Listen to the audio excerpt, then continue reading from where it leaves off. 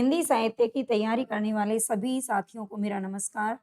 और यहाँ पर आज हम करने वाले हैं भारतेंदु युग की शुरुआत यानी कि आधुनिक काल की शुरुआत। पहले भारतेंदु युग से पहले हम थोड़ा-सा आधुनिक काल के बारे में कुछ जो इम्पोर्टेंट चीज़ें हैं और जहाँ से प्रश्न हमेशा ही बनते हैं, उनको देखने वाले हैं। उम्मीद करती हूँ क्लास आपके लिए बहुत ही यूज़फुल रहेगी, आपको पसंद आएगी और लाइक सब्सक्राइब भी ज़रूर कर दीजिए। तो चलते हैं, सबसे पहले हम आधुनिक काल के कुछ महत्वपूर्ण तथ्यों को देखते हैं। यहाँ पर जैसा कि आप देख पा रहे हो लिखा हुआ है 1757 से ही भारत में आधुनिकता की लहर आने लगी थी। ये 1757 से ही भारत में आधुनिकता की लहर अब आने लगी थी। उस समय जब रीतिकाल चल रहा था तब से ही ये बात हो रही है, ठीक है? तो स्पष्ट संकेत लेकिन इसके हमें कब मिलने शुरू हुए थे? तो 19वीं शताब्दी के उत्तरार्ध अर्थात 1857 से दिखाई देने लगे थे, ठीक है?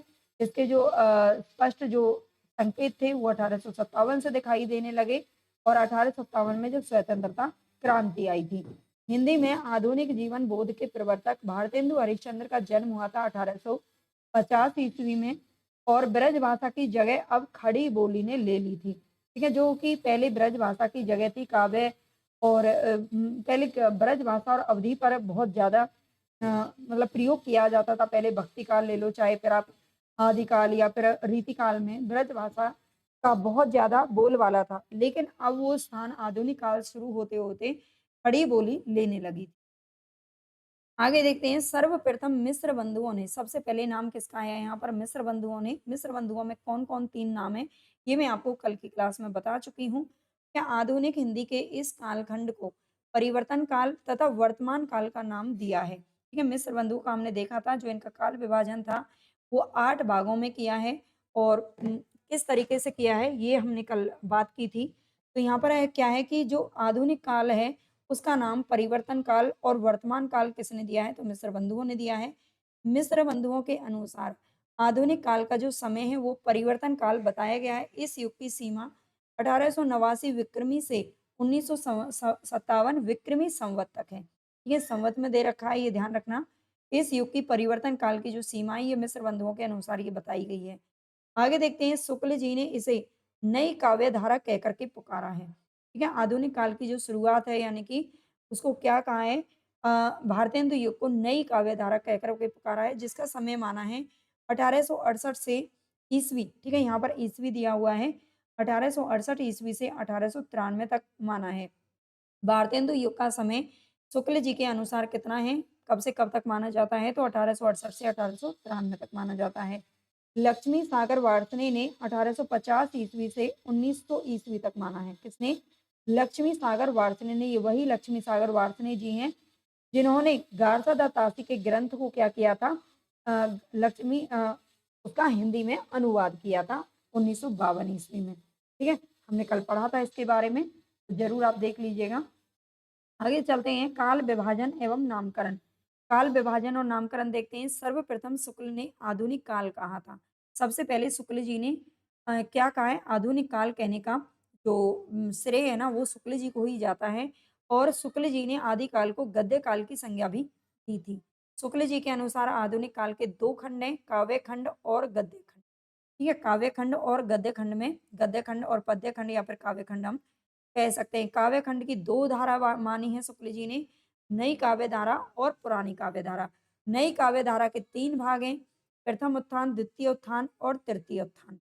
प्रथम उत्थान में हम पढ़ते हैं किसको? भारतेंदु युग को। द्वितीय में किसको पढ़ते हैं? द्विवेदी युग को पढ़ते हैं।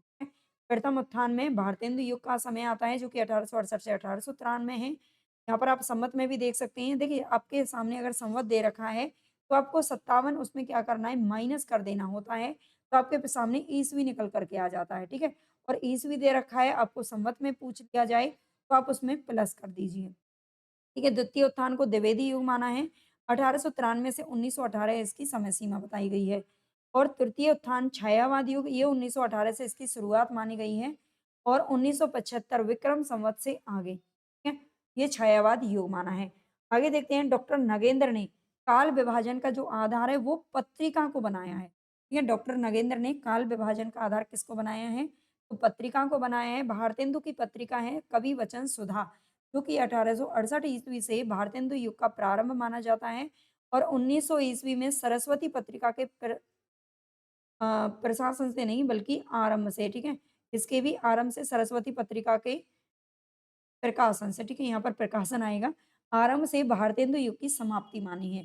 सरस्वती पत्रिका जब शुरू हुई थी तब से द्विवेदी युग का आरंभ और भारतेंदु युग की समाप्ति माना है किसने? डॉक्टर नगेंद्र जी ने।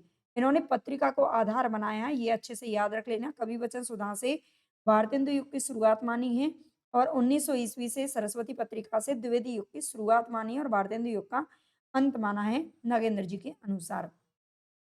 आगे देखते हैं डॉक्टर रामविलास शर्मा ने आधुनिक काल को नव जागरण काल की संज्ञा दी है। ठीक है, आधुनिक काल को नव जागरण काल किसने कहा है? तो ये डॉक्टर रामविलास शर्मा जी ने कहा है। जो भी इम्पोर्टेंट मतलब आपको पढ़ने में भी थोड़ी रुचि लगे और समझ में भी आ जाए, जो हाइलाइटेड इसीलिए मैं यहाँ पर कर देती हूँ, है ना? और आप चाहे ना इनके नोट्स वगैरह भी, ये सारे जो नोट्स हैं मेरे कंप्लीट जो पूरी बुक है, शुरू से लेकर लास्ट तक वहीं तक ये उसी में से ये नोट्स मैंने उठाए हैं, है ना? अगर आप चाहें तो इन नोट्स को आप ई बुक के रूप में भी आपको मिल सकती है एप्लीकेशन।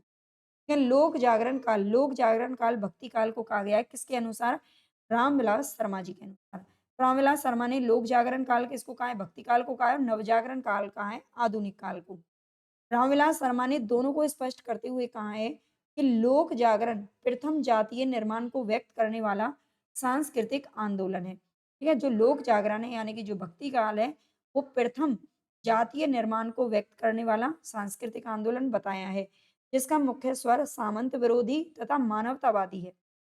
ठीक है, लोक जागरण काल का मुख्य स्वर क्या है? तो ये सामंत विरोधी और मानवतावादी बताया है। जैसे कि तुलसीदास वगैरह को आप पढ़ते हो, तो ये सामंत विरोधी और मानवतावादी में आता है। जबकि नव जागरण काल की परिभाषा देते हुए रामविलास जी लिखते हैं कि नव जागरण, हिंदी नव जागरण राष्ट्रीय स्वाधीनता का सामाजिक, राजनैतिक और सांस्कृतिक आंदोलन है, जिसका मुख्य स्वर साम्राज्यवाद विरोधी है और सामंतवाद विरोधी है। और इसे संक्रांति काल या संधि काल भी कहलाता है, ठीक है? जो नवजागरण काल है, उसे किसकी संज्ञा दी है? तो संक्रांति काल या फिर संधि काल की संज्ञा भी कौन देते हैं? रामविलास शर्मा जी देते हैं। आगे देखते हैं आधुनिक काल के विविध नाम जो कि अलग-अलग विद्वानों ने नाम दिए हैं। आधुनिक काल या गद्य काल आचार्य शुक्ल नाम देते हैं, वर्तमान काल मिश्र बंधु, जागरण काल त्रिभुवन सिंह ने नाम दिया है, ठीक है? ये भारतेंदु काल या फिर आधुनिक काल को कह रहे हैं, ठीक है? जागरण काल की संज्ञा किसने की है? तो ये त्रिभुवन सिंह ने, नवजागरण काल रामविलास शर्मा ने दिया है, साहित्य काल पृथ्वीनाथ कमल कुल श्रेष्ठ और आधुनिक काल का नाम दिया है डॉक्टर रामकुमार वर्मा, डॉक्टर गणपति चंद्र गुप्त, डॉक्टर नगेंद्र और हजारी प्रसाद द्विवेदी। इन सभी के नाम आपको याद रखने हैं। आप चाहें तो साथ-साथ में नोट्स बनाते हुए चलिए, है ना? बहुत अच्छा रहेगा, काफ़ी अच्छे नोट्स हैं ये जो खुद मैंने मतलब टाइप करके तैयार किए हैं।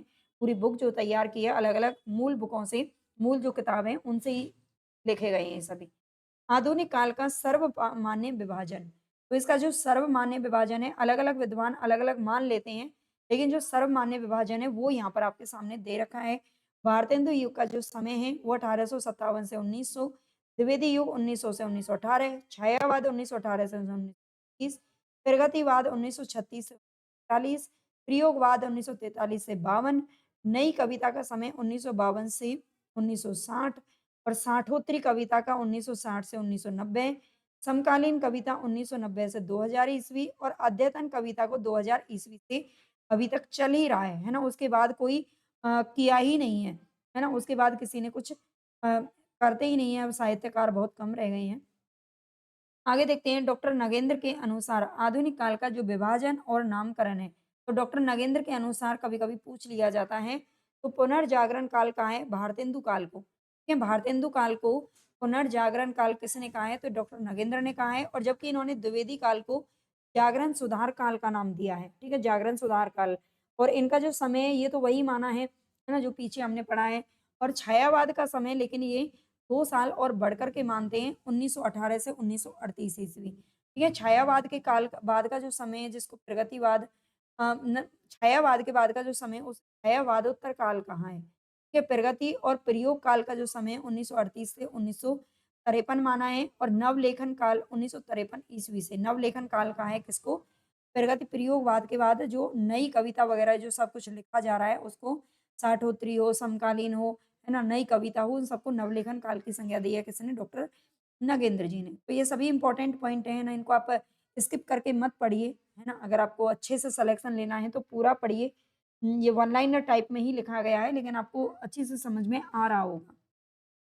आगे देखते हैं आधुनिक काल के महत्वपूर्ण तथ्य। महत्वपूर्ण क्या? मोस्ट इम्पोर्टेंट ये तथ्य हैं, अच्छे से देख लेना। वॉरेन हेस्टिंग्स द्वारा कोलकाता मदरसा 1780 ईस्वी में खोलना। ठीक है, आधुनिक काल के महत्वपूर्ण तथ्यों में क्या आता है? वॉरेन हेस्टिंग्स आपने पढ़ा होगा, ये कोलकाता के सबसे पहले मतलब गवर्नर बनाए गए थे, है ना? सबसे पहले गवर्नर थे जो कि बंगाल के बनाए गए थे, है ना? कोलकाता के बल्कि बंगाल के थे वॉरेन हेस्टिंग्स। और इन्होंने 1780 ईस्वी में मदरसा खोला था, ठीक है? क्या खोला था? मदरसा खोला था। ये इम्पोर्टेंट है हमारे साहित्य के लिए, है ना? सबसे पहले इन्होंने मदरसा खोला, फिर रेजिमेंट द्वारा बनारस संस्कृत कॉलेज की स्थापना 11 साल के बाद 1791 ईस्वी में इसकी नींव डाली गई और कंपनी के लिए, कंपनी यानी कि ईस्ट इंडिया कंपनी के लिए जो कि अंग्रेज़ों की थी, इस कंपनी के लिए सिविल सर्वेयर यानी कि जो इसमें जो नौकरी करते थे, सिविल सर्विस वाले जो लोग थे, उनको अंग्रेजी में शिक्षा देने के लिए कोलकाता में फोर्ट विलियम कॉलेज की स्थापना 1800 ईस्वी में की गई थी।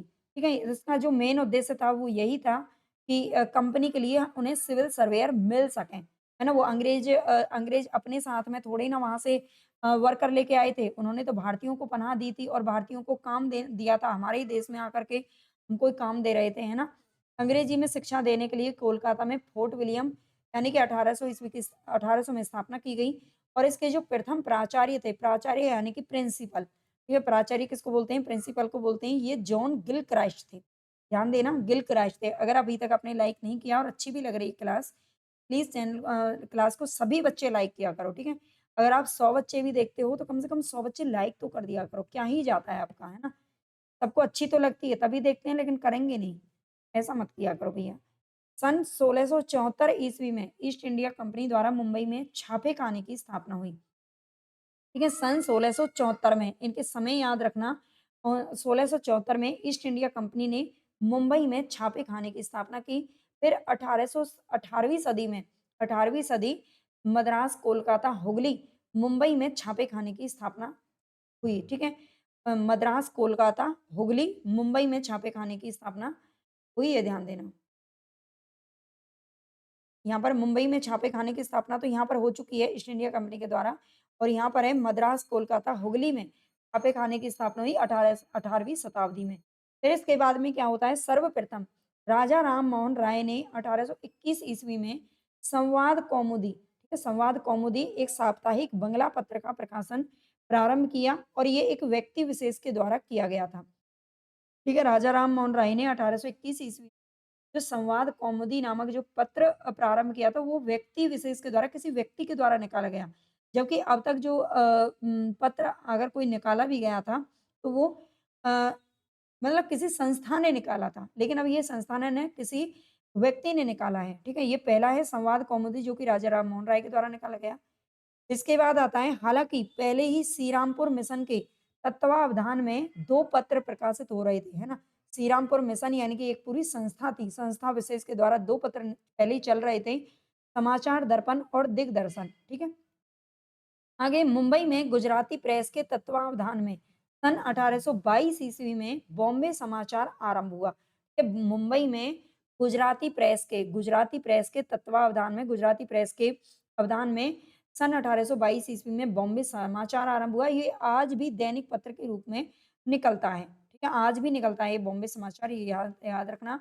भारत में पहला समाचार पत्र कौन सा था? तो ये बंगाल गज़ट था भारत के अंदर, जिसका प्रकाशन 29 जनवरी 1780 से लेकर के 16 मार्च 1782 ईस्वी तक हुआ, जो कि अंग्रेजी भाषा का था।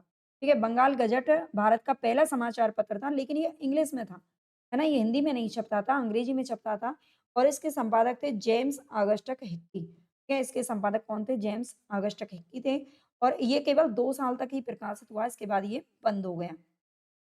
राजा राम मोहन राय ने अपने साथी द्वारिका नाथ टैगोर और प्रसन्न नाथ टैगोर, इन 2 लोगों का नाम आता है और इन दोनों को साथ लेकर के 1829 ईस्वी में बंगदूत नामक पत्र की नींव रखी थी। बंगदूत नामक पत्र निकालना शुरू किया राजा राम मोहन राय ने। पहले इन्होंने संवाद कौमुदी नामक पत्र निकाला और फिर इसके बाद में बंगदूत पत्र निकाला। आगे चलते हैं, हिंदी में पहला समाचार पत्र सन 1826 ईस्वी में 30 मई मंगलवार, ठीक है? यहाँ पर समय आपको दे रखा है, ये क्वेश्चन एक बार पूछ लिया गया था, अभी पूछा गया था लेकिन ये नोट्स तो मैंने काफ़ी टाइम पहले बना दिए थे, है ना? हिंदी में पहला जो समाचार पत्र है, ये 1826 ईस्वी में 30 मई मंगलवार के दिन कोलकाता से साप्ताहिक रूप में पंडित जुगल किशोर के संपादकत्व में उदंत मार्तंड नाम से ही प्रकाशित करवाया गया। ठीक है, उदंत मार्तंड नाम से ही प्रकाशित हुआ। ये हिंदी भाषा का प्रथम साप्ताहिक पत्र था। हालाँकि ये पत्र 18 महीने में ही बंद हो गया था, ठीक है? ये जो पत्र था, ये भी बंद हो गया था 18 महीने के अंदर-अंदर। पंडित जुगल किशोर उत्तर प्रदेश कानपुर के रहने वाले थे। इन्होंने कोलकाता से इसे प्रकाशित करवाया था। हालाँकि ये कानपुर के रहने वाले थे उत्तर प्रदेश के, लेकिन प्रकाशित कहाँ से करवाया था? कोलकाता से जाकर। आगे उदंत मार्तंड ने खड़ी बोली के लिए मध्य देशीय भाषा का प्रयोग किया। ठीक है, उदंत मार्तंड जो पत्र निकलता था, उसमें खड़ी बोली के लिए किस शब्द का प्रयोग किया गया? मध्य देशीय भाषा का। आगे हिंदी का प्रथम दैनिक समाचार पत्र, अगर हम दैनिक समाचार पत्र की बात करें, तो ये 1854 ईस्वी में श्याम सुंदर सेन के संपादन में कोलकाता से निकालना शुरू किया और जिसका नाम था समाचार सुधा वर्षन। ठीक है, तो प्रथम दैनिक समाचार पत्र कौन-सा है? प्रथम दैनिक पत्र, खबर प्रथम मासिक पत्र, ये साप्ताहिक पत्र, ये सब आपको अच्छे से याद रख लेना है। आगे देखते हैं, अपनी बंग यात्रा के संदर्भ में ब्राह्मण समाज की इस नूतन सामाजिक समस्थिति का दर्शन किया था और 9 मई 1829 में राजा राम मोहन राय के संरक्षण में बंगदूत हिंदी पत्र प्रकाशित हुआ, जिसमें उर्दू, अंग्रेजी और बांग्ला में संस्करण भी प्रकाशित होते थे। ठीक है, बंगदूत हिंदी पत्र प्रकाशित हुआ था, कब हुआ था? राजा राम मोहन राय के संरक्षण में 9 मई 1829 में। और इसमें हिंदी पत्र तो ये निकलता ही था, इसके अलावा इसके उर्दू, अंग्रेजी और बांग्ला में भी संस्करण प्रकाशित होते थे। आगे है, भारतेंदु ने पहली बार अपनी मुकरियों के अंतर्गत, है ना? इन्होंने मुकरियाँ और पहेलियाँ भी भारतेंदु जी ने लिखी थी। जैसे कि अमीर खुसरो ने लिखी थी आदिकाल में, है ना? थोड़ी बहुत लिखी थी लेकिन लिखी थी। तो भारतेंदु ने प्रथम बार अपनी मुकरियों के अंतर्गत ग्रेजुएट आदि हिंदी शब्दों के समसामयिक का बोध करवाया। इस दृष्टि से 1868 ईस्वी में हिंदी साहित्य में आधुनिकता को व्यापक स्तर पर प्रतिष्ठित करने का प्रयास हुआ। इसी वर्ष कवि वचन सुधा नामक पत्र प्रकाशित हुआ।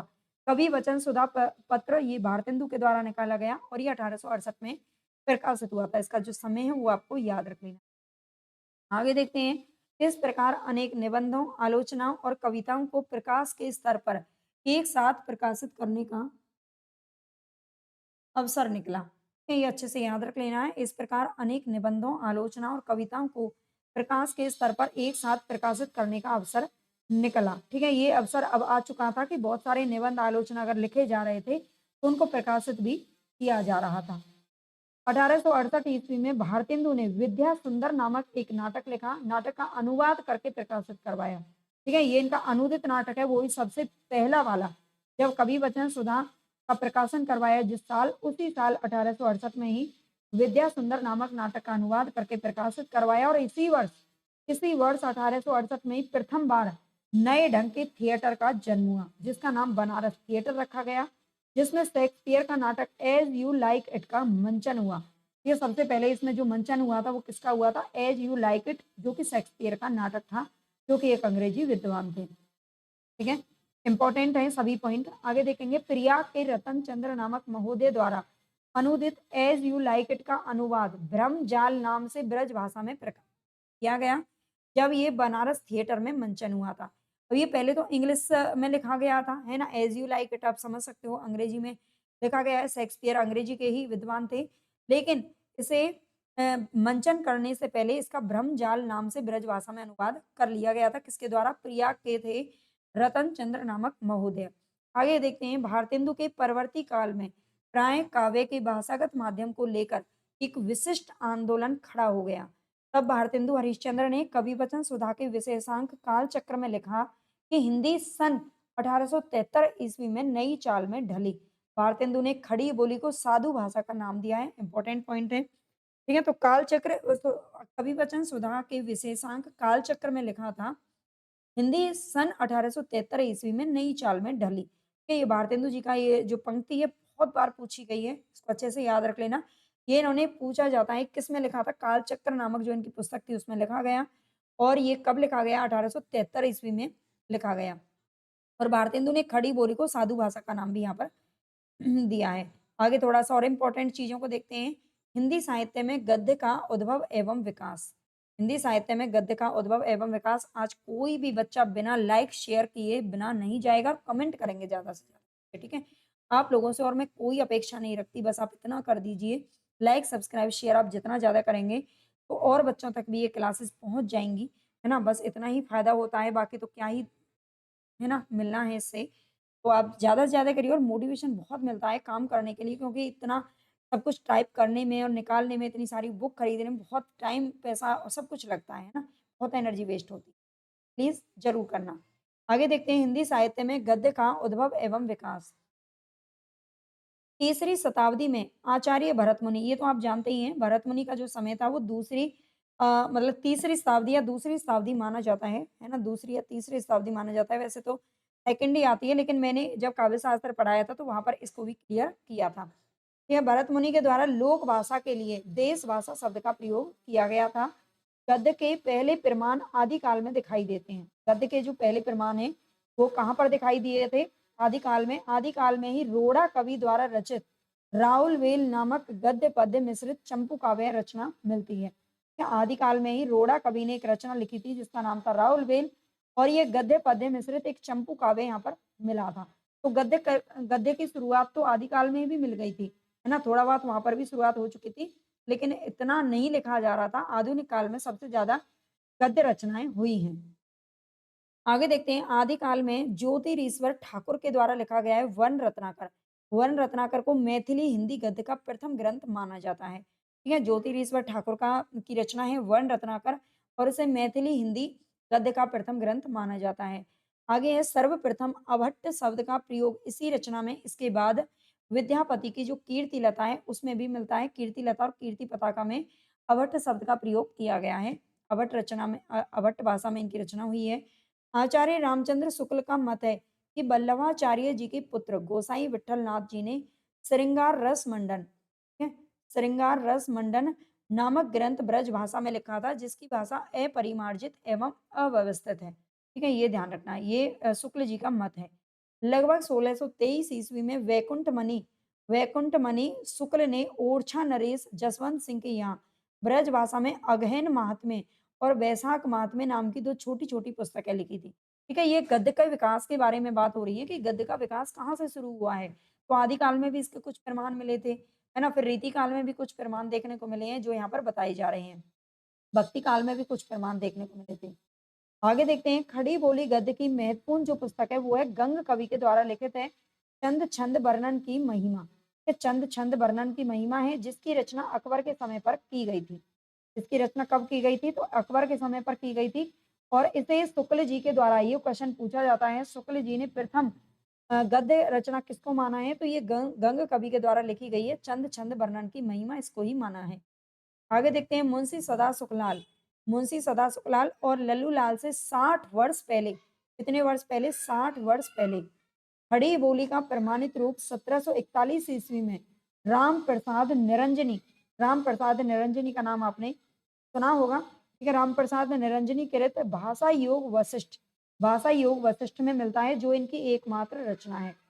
आचार्य शुक्ल ने रामप्रसाद निरंजनी को प्रथम प्रौढ़ गद्य लेखक माना है। ठीक है, रामप्रसाद निरंजनी को प्रथम प्रौढ़ गद्य लेखक किसके द्वारा माना गया है? तो शुक्ल जी के द्वारा माना गया है। आगे है आचार्य शुक्ल के मतानुसार परिमार्जित खड़ी बोली की सर्वप्रथम अनुदित जो रचना है वो है पद्म पुराण। ठीक है, पद्म पुराण ये पंडित दौलत राम के द्वारा लिखी गई 1771 ईस्वी में। ठीक है, पद्म पुराण है सब सर्वप्रथम अनुदित रचना, ये ध्यान रखना। शुक्ल के मतानुसार आधुनिक खड़ी बोली की प्रथम रचना एकांतवासी योगी है जो श्रीधर पाठक की है। यहाँ पर ध्यान दीजिएगा क्या कह रहा है कि आचार्य शुक्ल जो पद्म पुराण है उसे सबसे पहले खड़ी बोली की अनुदित रचना मानते हैं, अनुदित रचना है ये। लेकिन आधुनिक खड़ी बोली की प्रथम रचना एकांतवासी योगी है जो कि श्रीधर पाठक है। ये आधुनिक खड़ी बोली की बात कर रहा है, ठीक है, और यहाँ पर आधुनिक की शुरुआत हुई भी नहीं है, ठीक है, ये सबसे पहले लिखी गई थी। और आधुनिक में एकांतवासी योगी को मानते हैं जो कि रचना है किसकी? श्रीधर पाठक की, हालांकि ये भी अनुदित है। आगे अंग्रेज जब ये समझ चुके थे कि उर्दू इस देश की स्वाभाविक भाषा नहीं है और ना ही उसका साहित्य देश का साहित्य है, तब उनकी तरफ से पुस्तकें लिखने की व्यवस्था हुई, जिसके अनुसार 1800 ईस्वी में फोर्ट विलियम कॉलेज की स्थापना की गई और इसी कॉलेज के आचार्य के द्वारा हिंदी की विभिन्न पुस्तकें लिखी गई थी।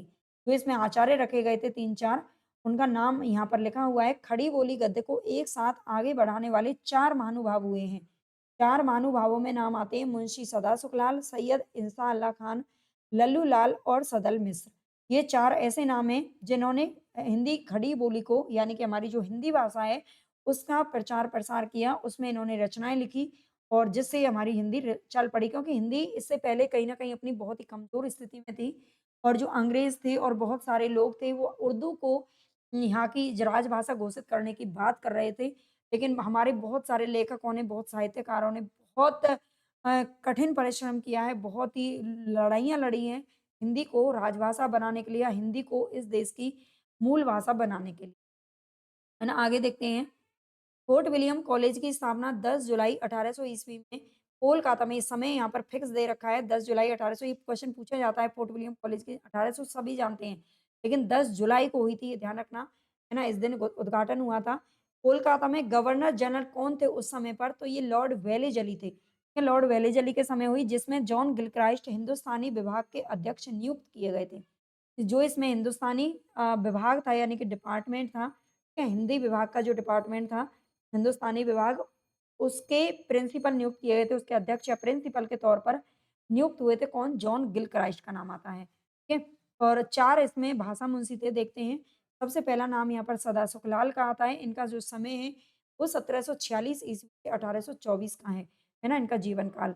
इन्होंने 2 रचनाएँ यहाँ पर मुख्य रूप से लिखी हैं, मुंतक बुत्त बारिक या मुंतक बुत्त बारिक, इसमें उन्होंने अपनी संक्षिप्त जीवनी लिखी, जिससे पता चलता है कि ये चुनार यानी कि मिर्ज़ापुर में कंपनी के अधीन अच्छे पद पर थे। ये पहले इससे पहले ईस्ट इंडिया जो कंपनी थी उसके उसमें भी एक अच्छी पोस्ट पर नौकरी करते थे और 65 वर्ष की आयु में नौकरी छोड़कर प्रयागराज चले गए। शेष आयु इन्होंने हरिभजन में बिताई थी, ठीक है? इस रचना से पता चलता है मुंतक बुत्त बारिक से।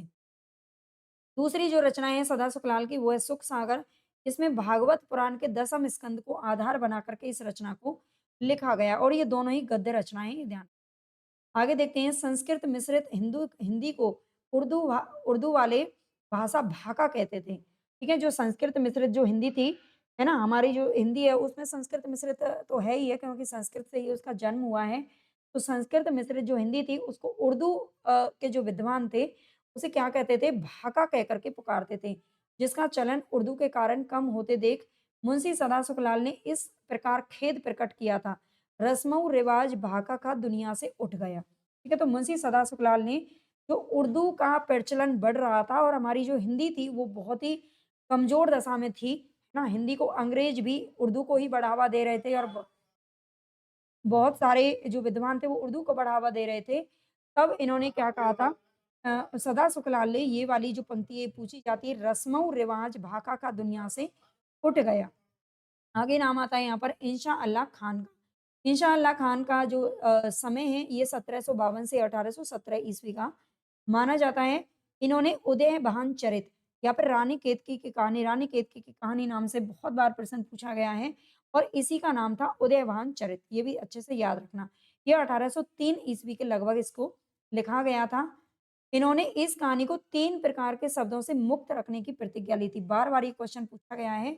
जो मुंशी सदा सुखलाल थे सॉरी ये इंशा अल्लाह जो खान थे, उन्होंने किन किन 3 प्रकार के शब्दों से मुक्त रखने की प्रतिज्ञा ली थी, तो 4 ऑप्शन जब आपको मिलते हैं, तो उसमें देखो ध्यान रखना है, एक बाहर की बोली यानी कि अरबी, फारसी, तुर्की, जो बाहर की बोलियाँ थी, विदेशों की जो बोलियाँ थी, उनको अपनी जो रचना है, उसमें जगह नहीं देंगे, इसकी प्रतिज्ञा ले रखी थी इंशा अल्लाह खान ने। और दूसरा गँवारी जो भाषा है, गँवारी भाषा इन्होंने किसको कहा है, तो ब्रज और अवधी को कहा है। जो कहीं न कहीं मतलब एक छोटी भाषा है पर बोली के तौर पर जानी जाती हैं, उनको उनमें नहीं लिखेंगे और भाकापन यानी संस्कृत के शब्दों का मेल, संस्कृत के शब्दों का मेल नहीं करेंगे ऐसा। और चौथा आपसे अगर पूछ लिया जाए हिंदी, संस्कृत, है ना? तो संस्कृत के शब्दों से मुक्त रखने की प्रतिज्ञा नहीं ली थी, लेकिन संस्कृत के शब्दों का मेल नहीं करेंगे, भाकापन का यूज़ नहीं करेंगे। ठीक है? ऐसा प्रतिज्ञा ले रखी थी। श्याम सुंदर दास ने इसे ही हिंदी की पहली कहानी माना है। तो हिंदी की पहली कहानी के रूप में इंशाअल्लाह खान की जो कहानी है रानी केतकी की कहानी, इसको श्याम सुंदर दास ने प्रथम कहानी के रूप में माना है। आगे दूसरा जो नाम आता है वो है लल्लू लाल जी का। लल्लू लाल जी का जो समय है ये 1763 ईस्वी से 1825 ईस्वी का है। जॉन गिलक्रास्ट के आदेश से इन्होंने खड़ी बोली गद्य में प्रेम सागर लिखा था। प्रेम सागर रचना लिखी थी किसने? लल्लू लाल ने, जिसमें भागवत के 10वें स्कंद से कथा वर्णित है। इनकी लाल चंद्रिका दूसरी जो रचना है लल्लू लाल की वो कौन सी है? तो लाल चंद्रिका नाम से लिखी गई थी। जैसे हमने कहाँ पढ़ा था? रीतिकाल में पढ़ा था, है ना? लाल चंद्रिका नामक जो रचना है बिहारी सतसई की टीका है। ठीक है? लाल चंद्रिका बिहारी सतसई की टीका नाम से लिखी गई थी और इसके अलावा लल्लू लाल जी की कुछ और रचनाएँ सिंहासन बत्तीसी, बेताल पच्चीसी, शकुंतला नाटक और माधोलाल, ठीक है? ये 4 रचनाएँ जो कि उर्दू में रचित हैं। ये आपने किसमें लिखी थी? तो उर्दू में लिखी थी और जो प्रेम सागर है ये खड़ी बोली में लिखा गया है, ये ध्यान रखना। आगे इन्होंने अपना निजी प्रेस कलकत्ता में खोला था। लल्लू लाल ने अपना निजी प्रेस खोला था, अपना खुद का प्रेस और ये कहाँ खोला था? कलकत्ता के अंदर जिसका नाम संस्कृत प्रेस रखा था। जबकि ये संस्कृत जानते ही नहीं थे। ठीक है? लल्लू लाल जी ने इसका नाम क्या रखा था? संस्कृत प्रेस जबकि संस्कृत नहीं पता था। आगे चौथा जो नाम आता है वो है सदल मिस्र का। सदल मिस्र का समय 1767 से 1847 ईस्वी। जॉन गिलक्रास्ट की प्रेरणा से ही नासिकेतोपाख्यान सदल मिस्र की जो रचना है उसका नाम मिलता है यहाँ पर नासिकेतोपाख्यान। इसकी रचना की थी जॉन गिलक्रास्ट की प्रेरणा से ही की है। इसका दूसरा नाम था चंद्रावती। ठीक है? नासिकेतोपाख्यान का दूसरा नाम क्या है? तो चंद्रावती है, ये ध्यान रखना। और अन्य रचना है इनकी रामचरित। ठीक है? एक और रचना है सदल मिस्र की जिसका नाम है रामचरित। रामचरित नाम से भी लिखा था 1806 ईस्वी। गद्य की एक साथ परंपरा चलाने वाले उपर्युक्त चारों लेखकों में से आधुनिक हिंदी का आभास मुंशी सदाशिवलाल और सदल मिस्र की भाषा में ही मिलता है। इसके अतिरिक्त अगर हम बात करें तो राजा शिवप्रसाद सितारे हिंद का नाम आता है। 1823 से 1895 इनका समय है, लेकिन मैं इसको नेक्स्ट क्लास में पढ़ाऊँगी। आज के लिए इतना ही काफ़ी है ना? अगर आप नेक्स्ट आप ये सीरीज़ हमारी चल रही है आदिकाल से लेकर आदिकाल, भक्तिकाल और रीतिकाल को मैं पढ़ा चुकी हूँ। आज हालाँकि मुझे भाषा विज्ञान करवाना था, लेकिन भाषा विज्ञान के जो नोट्स हैं, वो थोड़ा-सा पूरे नहीं हो पाए थे, है ना? तो ये कंप्लीट था, तो पहले मैंने इसको शुरू कर दिया आधुनिक काल को, है ना? तो पहले हम भारतेंदु काल को द्विवेदी और छायावाद तक करेंगे। उसके बाद देखती हूँ मैं बीच में भाषा विज्ञान और काव्य शास्त्र वगैरह सबको कराएँगे वैसे, है ना? तो ये सीरीज़ हमारी कंप्लीट चल रही है, इसे आप जुड़ जाइए। बहुत सारी पीडीएफ टेलीग्राम पर पड़ी हुई हैं, उनको जाकर के पढ़ लीजिए, है ना? टेलीग्राम चैनल जॉइन कर लेना। अगर आपको ये नोट्स चाहिए तो आप मुझे कमेंट बॉक्स में लिख सकते हैं। ये आपको ई-बुक के रूप में केवल और केवल ₹249 में पूरा हिंदी साहित्य है। इसके अलावा कुछ पढ़ने की ज़रूरत नहीं पड़ेगी, है ना? उसके अलावा आप बाकी रिवीजन करिए। इतना अच्छे से नोट्स को तैयार किया गया है सभी मूल किताबों से, जो आपको एप्लीकेशन से मिल जाएगा और यूजीसी नेट की कंप्लीट तैयारी करने के लिए आप मेरे साथ चल सकते हैं, जुड़ सकते हैं। धन्यवाद, लाइक, शेयर ज़रूर कर